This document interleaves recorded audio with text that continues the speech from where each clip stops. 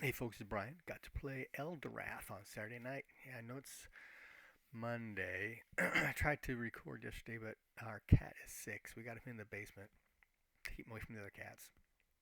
And he started whining last time we started to record, so yeah, I don't need that. But he seems to be doing better, so we'll try and get through this one. All right, so Elderath.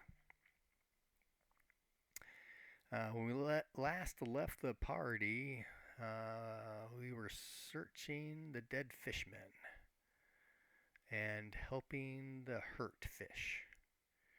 There was some discussion early on, and the live play should be in the description. It may be coming out later. Um, I have to make a fix on that. But I was trying to figure out, okay, how is Wes going to plug into the temple thing here with the whole he worships Celeste, not Lorath kind of thing.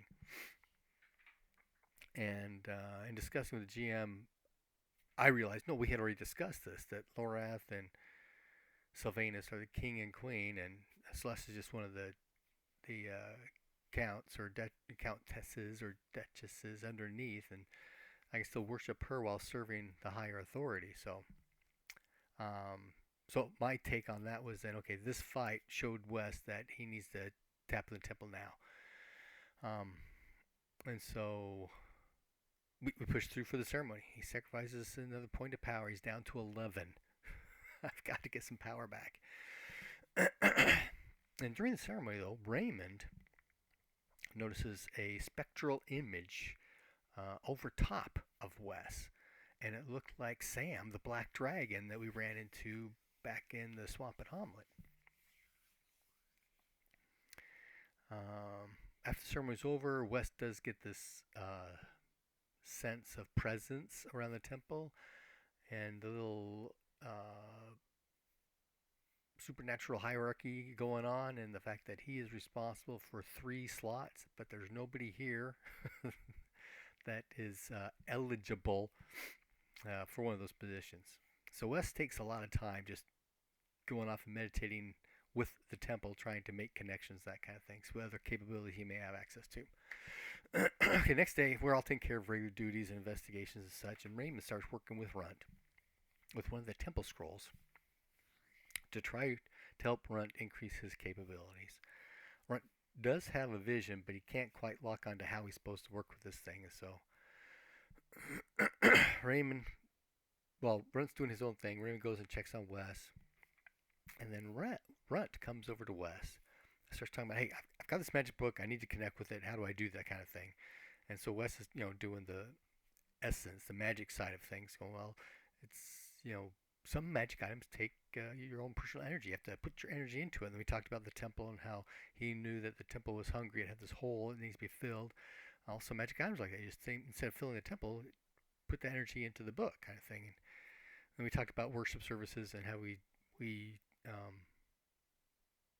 the process of sacrifice, we provide our energy to our deities, that kind of thing. But he goes, I never really did anything like that. Oh, okay. But that's what that kind of that did. Okay, so we rest up then, and then we send the priestess to go and check on the shrine. She's going through the gate, check their side. She comes back. The sign is there. Okay, so the next day, because we're prepping up and everything, Raymond and Hallmar go through the shrine gates. The rest of us stay on this side. And for some reason, I thought there was a series of gates where, like, we want people on this side of our gate, people on the other side of this gate, which is inside of the shrine in between, and then there's the ladder way up to the shrine in the temple itself. So I was thinking we want 1, 2, 3 groups of people, right? One on this side, one in the middle, and then one actually goes out. But it turned out to just be 2. We stayed on one side, and Raymond and Hjalmar went the rest of the way. They find a group of guards, there's like 30 or 40 of them, and they've been waiting for a couple of days. They had been attacked by a drake, so there are carts out that have been torched down. They lost a few people, I believe. But they haven't seen Heta since she left with us. And so we figure out there's a time differential between the ends of the gates. They have a priestess with them, Jane. She's the ecclesiastical authority. When there are 40 guards left. Oh, there's priests in there too as well. And as they're going through, some of these guards are doing things to disguise the tracks as they leave because they don't want to leave any evidence that they were here. I don't think some of these folks could fill positions within the temple hierarchy. So they come through, and Runt recognizes these guys because they work with the temple back in Carson. So did he. And so he asked about the Hedda, and they said she had gone up north, but they haven't seen her for months. And this is going to cause technically an issue, which I'll get to later. So Raymond coordinates with Jane and Varen, and Jane's apparently the higher authority on who can fit into these open channeling spots. So you've got priest or divine magics, which are channeling. You've got sorcery or magic, which is essence, and then you've got this other stuff, it's mentalism. It'd be like spirit magic and Runequest. That's one of the things I really liked about Runequest was the three, the spirit, divine, and sorcery, and it fit perfectly into channeling, essence, and mentalism, which is kind of cool.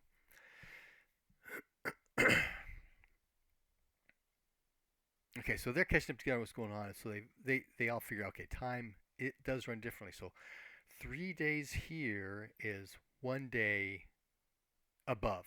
That's what we call it, here and above, right? So you could spend 3 months down here training, and only a month would go by topside, and that was the intent of the GM. But with Hedda being gone for months, it would have been less than that because time is slower up there than it was down here, or something like that. But anyway, or maybe not, because they would have known her only up there, so she could be gone from us. That still works. Okay, I got confused. The whole purpose was for training time, right? Okay, Karst and its environments have been attacked by fish people, but no direct assault on the city yet. The keep here near the caves has grown with activity.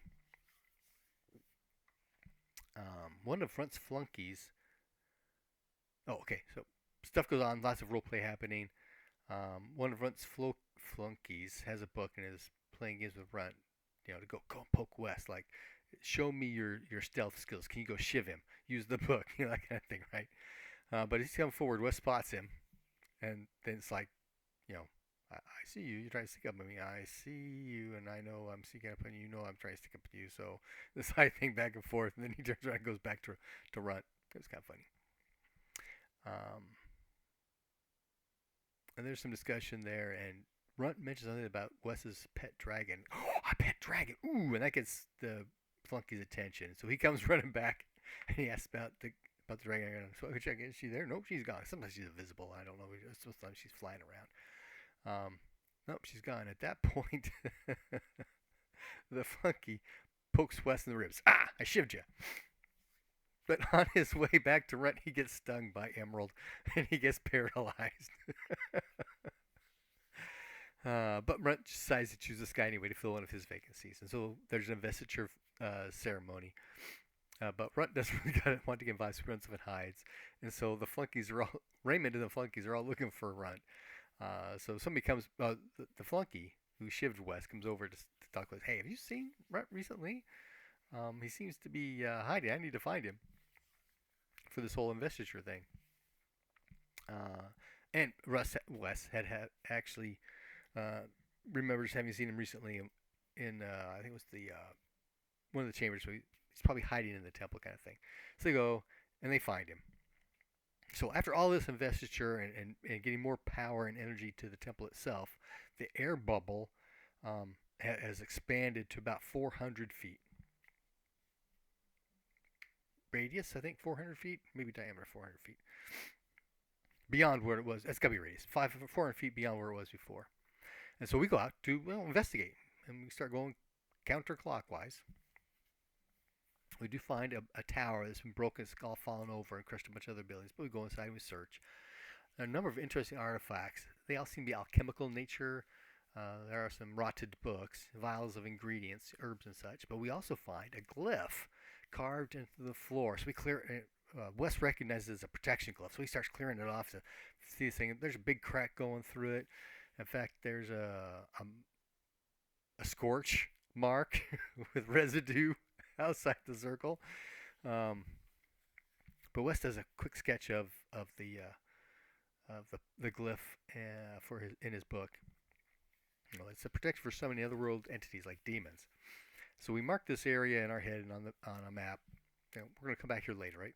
So we go around and onto the west side. There's actually out in the water. We can see a sunken ship. It's on the ground, on the basement, the sea floor, but it's in the water out past us. We can see it. So that's something. Once we get some more rain, we're going to check that out. Get back to the temple. Jane has a communication spell capability back with the temple, and so this time dilation, and she thinks that time dilation may be due to the broken gate that goes to Lorath's kingdom that's here in the oracle room. And so there's some discussion on how do we get to others to fill these positions, and how do we free Halmar up to be one of the paladin positions. And we decided it's time. We're going to go free up Halmar. These guys stay here. They can train. They can do their things. So we leave the key with Captain Krim, and so she lets us out. Okay, there's some discussion just in general. Okay, there's a string of islands that are running easterly, northeasterly from Lodzak, which is a city on the next fjord, and those islands are where Mad Eye's from. We could go to Lodzak, seek for passage to go north, but we'd be bound by their route, going only where they go.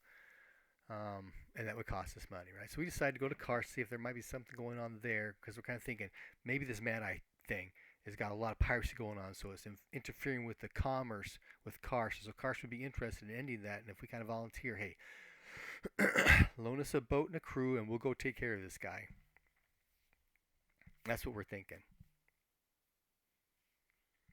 Before they leave, though, Captain Krim gives Wes a favor, a silken neckerchief kind of thing, and instructs him to return it to her when he gets back. Okay. Stay alive. Come back. Don't worry about staying on your shield. Okay. As we exit the valley, we see a rider who turns and speeds off towards the keep. Okay, we've been spotted. We need to hurry. So, next 3 days go by. We get to a bridge, and it's guarded by the Iron Fist and Rangers and a levy of locals. Apparently, there's been an increase in goblinoid, goblins and orcs. And spiders to the east side of the mountains are west of the river. So here's the river, here's some mountains, and in between, this side of the mountains, and that's where the bridge is, right? And they've been attacking. No, they haven't really been attacking, but there's been, they're there. Also, on the east side of the river, there's another range of mountains, and there's been more goblinoids there as well. But not as many as on this side. Okay, now out of the fjords, fishermen have been attacking villages and homesteads. So we decided we're going to camp with the guard force here at the bridge. Nothing happens. Next day, we actually push all the way to the villa. It has thankfully not been sacked by fishermen. Next day, we get to Karst. We visit the temple. Runt he was carving a figurine of Lorath, since he actually saw her in her kingdom. And he gives that to the high priestess. She's very, he did a real good job. I rolled like an +3 on his carving for that. Which, would have been a special in almost any case, right? So, she was very impressed by that. So we decide we're going to hit Herman, see if somebody's taking his place, or maybe he's got back, or maybe somebody, we can make some kind of deal. But it's closed. We look through the windows, blankets are covering everything. So we head to the Mages Guild, and we find that Herman is presumed dead, but his creditors are debating on who can confiscate his wares and who has primacy, and how they're going to split the debt, kind of thing, out of what he has. And this is where Wes brings out this whole idea of, has there been any interference of commerce here? We're thinking we want to get Mad Eye, and we're thinking he may be impacting, trying to figure out a way to do this. But there are three main families up north that are vying for power, and the Baron just lets them beat on each other. It keeps the balance of power up there. He's not worried about it. So we head back to the temple, and Hjalmar has this idea and asks to meet with the high priestess. He lays out the fact that he's got this guilt on him for what happened, and he's intending to take this temple slot as a paladin. She suggests that, the creditors who sent Herman out may be interested in seeking Herman out, Because if we can bring Herman back, that would alleviate the need to distribute his goods and have an actual person you get your assets back out of, right?